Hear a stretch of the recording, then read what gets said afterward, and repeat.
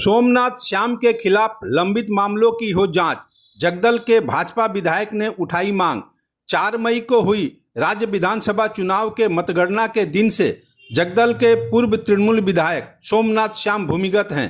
अपराधियों को संरक्षण देने, जलाशय भरकर प्रमोटिंग, भाटपाड़ा नगर पालिका में वित्तीय अनियमितता जैसे कई आरोप उन पर हैं। जगदल के वर्तमान भाजपा विधायक राजेश कुमार ने मांग उठाई है कि सोमनाथ श्याम को पुलिस तलाशे, उनके खिलाफ लंबित मामलों की जांच करे। हाँ, तो सोमनाथ श्याम केও খুঁজতে হবে পুলিশকে।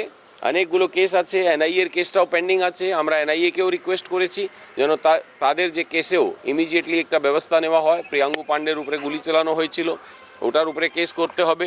এছাড়া আরও অন্যান্য কেসে দুর্নীতির মধ্যে এখন ইনভেস্টিগেশন চলছে আমাদের ভাটপাড়া মিউনিসিপ্যালিটিতে এবং অন্য সব জায়গায় পুকুর বুঝিয়ে বাড়ি বিল্ডিং করে নিচ্ছে অনেকগুলো অ্যাক্টিভিটিজের মধ্যে এরা জড়িত ছিল। সবগুলোর তদন্ত হবে, তাদের বিরুদ্ধে পুরো ব্যবস্থা নেওয়া হবে, তাদের পয়সা রিকভার করা হবে।